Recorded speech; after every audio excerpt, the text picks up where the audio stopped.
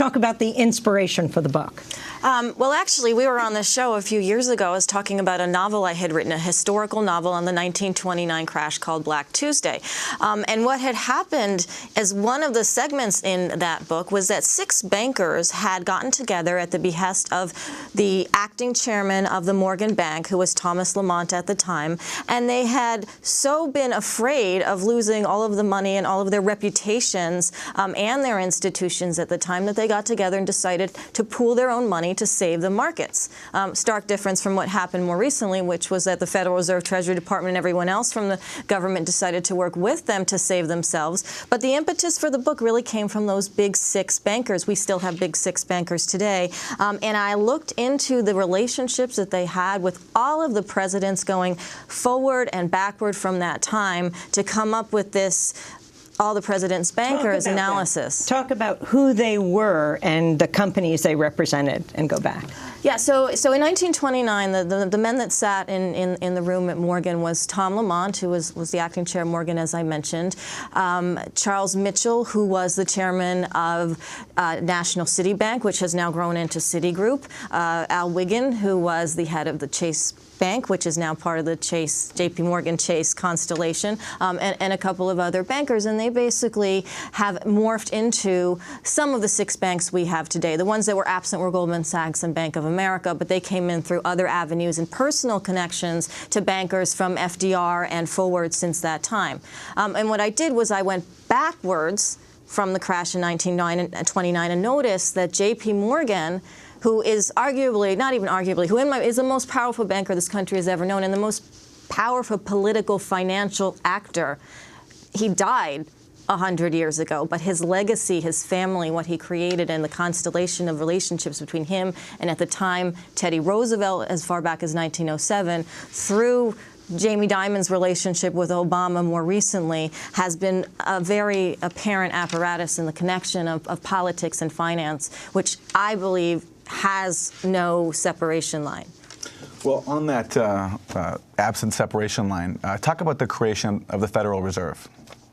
So this panic in 1907 happened. Teddy Roosevelt, who historically we know as the great trust buster, didn't bust banks. Busted a lot of other companies, a lot of other industries, not banks. And the reason for that was he truly believed, and he says this in documents and memoirs that I looked through, he truly believed that J.P. Morgan, the man, and his bank and his friends could save New York and the country from a greater catastrophe after the panic of 1907.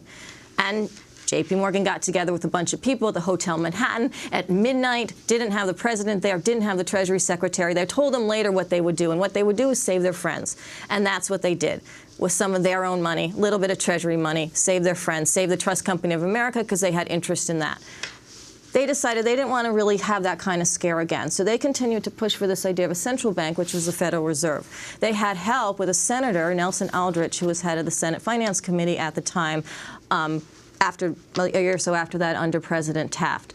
Nelson Aldrich took a group of bankers in 1910 to Jekyll Island. He almost didn't make that meeting. He got hit by a trolley car up on Madison Avenue, was convalescing with his son, Winthrop Aldrich, who became the head of Chase later, and took a bunch of representatives from J.P. Morgan's bank. J.P. Morgan was not there, and that's power. You don't go, you send your lieutenants to Jekyll Island for 10 days. They hunted, they shot pheasants, they did all sorts of things, but they came out also with the impetus for the Federal Reserve.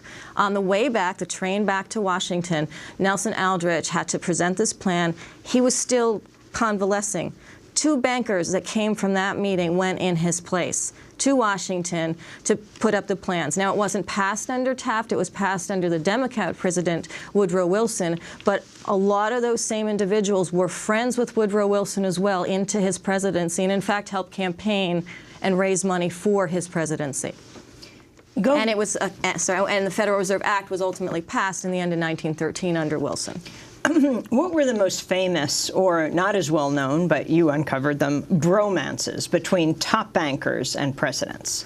Right. So one of them was Tom Lamont, who I mentioned was around in 1929. But he started his life moving up the chain of Morgan after the panic in 1907 in things called the Peugeot trials, which were in 1912, which at the time looked at what bankers had done to cause the panic of 1907. He was a young lawyer at the time. He had gone to Harvard with FDR, but as a young man, he was also hanging out, living in the house of FDR up on 65th Street, renting it for several years while FDR was the Assistant Navy Secretary under Woodrow Wilson.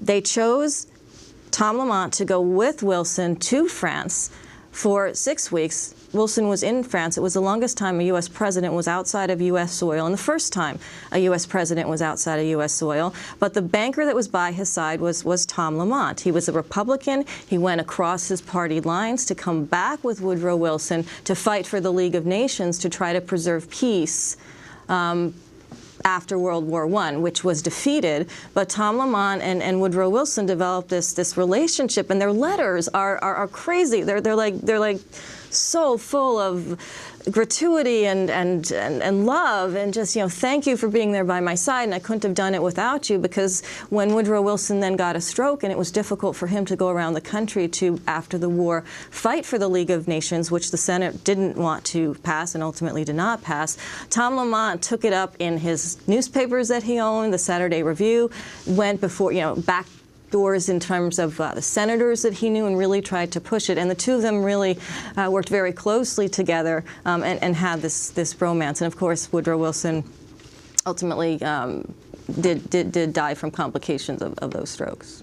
If we look back on the Great Depression, it's understood that Wall Street was hostile in many ways to the New Deal. But how did Wall Street work with Roosevelt, and why? So one of the men, Winthrop Aldrich, who I mentioned before, was the son of the founder of the Fed, one of the founders of the Fed, Senator Nelson Aldrich, was also friends with the Roosevelts. He was friends with FDR. And he also knew from a business perspective, he wanted to outdo the Morgans. So he said, Chase has some trading, some speculation that went miles wrong in the crash of 1929. And he believed that for the stability of the economy and for his bank going forward, so he could sort of walk and chew gum at the same time, see the public interest as well as his bank's interest, worked with FDR to pass the Glass-Steagall Act, which separated the speculative activities from the depositors that had their money entrusted to banks at the time, including at Chase. And actually, Carter Glass, whose name is on that act, wanted a slightly weaker version of the act than Winthrop Aldrich pushed inside of Washington with the alliance of FDR. So that was a very, very different time. You cannot imagine today Jamie Dimon pushing with President Obama to separate his bank in such a way that it decreases its risk to depositors and taxpayers. It's just unimaginable. Well, talk about the relationship today. You have said that the relationships between bankers and presidents, those in power, is more dangerous today. And maybe you can use the example of J.P. Morgan Chase, Jamie Dimon's relationship. I mean, it's hard to forget him going before a Senate committee when there's so many questions, even the question of would he be criminally prosecuted, and they're on bended knee to him. And you're just looking at senators one by one. And though the TV corporate networks weren't showing it, the cha-chung, how many millions his bank and him were responsible for giving to these senators, Republican and Democrat. Well, yeah, and I actually remember being up at 4:30 or so in the morning in L.A. talking about Jamie Dimon bold-faced lying to those committees, and then turning over and saying, well, can you give us advice about the economy? It was kind of ridiculous. This was after the London whale trade, after they lost billions in dollars in money that should have been separated from speculation to begin with. So the relationship is much more dangerous also because those big six banks today, again, slight derivations of the big six banks in 1929, but today own 85% of depositors deposits of all the commercial banks, 84% of assets of all the commercial banks, and control 96% of all of the derivatives that financial institutions that are backed by the government utilize today, and 45% of the world's derivatives. 6 banks control so much capital and have so much power as to the laws around that capital and the administration. And this started in Reagan, through Bush, through Clinton, into Obama. This is not new, but the reaction of the administrations has been to allow this to happen, to allow the concentration of this capital, of this power, to do nothing in the face of the financial crisis of 2008, which I believe is still ongoing, just in a different manifestation, because this risk still exists, and because these numbers are worse than they were before the crisis of 2008. JFK, his relationship with the bankers. JFK was interesting. Of course, he wasn't president for a long time. Of a bank. I think one of the things I look at in the book is sort of the pedigree and the social stature of a lot of the bankers and presidents, and also their connections. In the case of JFK, for example, he was in London in 1938 because his father, Joe Kennedy, who was the first appointed SEC head under FDR, because they were friends, because he helped with that campaign, met David Rockefeller in London at this gala coming out party for JFK's sister Kathleen. And David Rockefeller even briefly dated his sister Kathleen. So there was just so many social ties as well. But the other side of JFK is that his personal relationship, despite the social background, was a little more stilted. He just came off as a little more trying to do his own thing. So even when, and because he had this long-standing relationship with David Rockefeller, they started to really diffuse. Rockefeller started saying disparaging things in public. In particular, this really interesting Life magazine article that came out in 1962 that were going against what JFK was trying to do. JFK, for example, in Latin America was trying to allow those countries to be more independent, to not have more private debt imposed upon them, which is what Rockefeller and the other bankers wanted to do at the time as a new source of making money. And this really disturbed Rockefeller in particular, who was trying to expand the bank into those areas. So on the one side, they had a very strong social connection, and on the other side, JFK really tried to go about in a way to make external countries a little bit more independent financially from the United States, whereas that was the point where things started going in separate directions, and Rockefeller and Walter Wriston, who ran National City Bank at the time, really wanted to dump them with debt and to privatize and do all sorts of things that have gotten worse since then. So what happens since the 1970s? You have, at least for the bulk of the 20th century, banks and the government working together. Since the 70s, though, Wall Street kind of goes rogue. So what accounts for this shift, and how do we fix it now? Yeah, so a little bit started when they found they could do a foreign policy that was separate from U.S. policy, that was an expansion of banks in a foreign capacity. And then LBJ tried to rein some of that back. He had some friends that he basically said, you know, you guys, I know you want to do your own thing, but I have a great society vision coming on board, so you need to back me. So there's a little still quid pro quo there.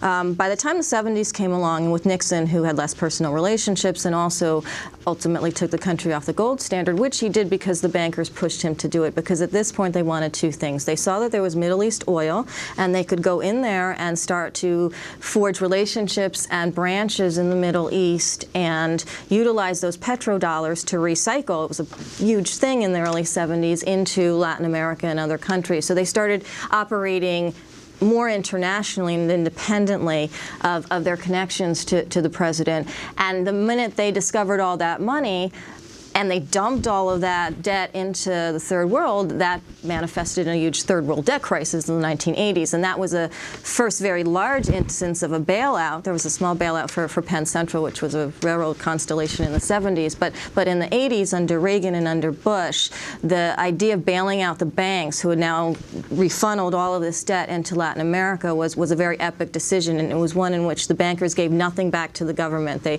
were like, we're going to use your money to bail us out. They were in Washington talking about the catastrophe that would happen to America if that didn't happen. They got the government to basically push the World Bank and the IMF to work on the areas where they had the most risk and they had the most interest in retrieving it.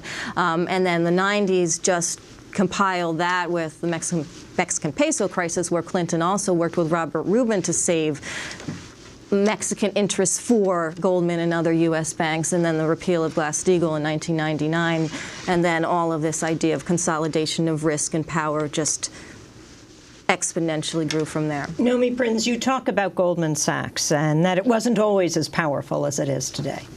Yeah, Goldman Sachs almost died in 1928, or well, basically between 1908 and 1929. They had a trading partnership in which investors invested money, and the stock of that trust went up to $320-something, and then it subsequently went down to $1. And there were a lot of angry investors around the street and so forth. But a man named Sidney Weinberg, who was the chairman of Goldman at the time, who actually joined Goldman in the panic of 1907 as sort of an underling, decided that if he could befriend FDR in such a manner as to help him run his 1932 campaign, he would kind of have a seat at the table. And so the legitimacy of Goldman with respect to FDR also allowed FDR to create the first business council that Sidney Weinberg pushed in Washington to forge relationships between the business financial community in Washington, and so on. Sidney Weinberg also was behind LBJ's choice of Henry Fowler as a Treasury Secretary, who then joined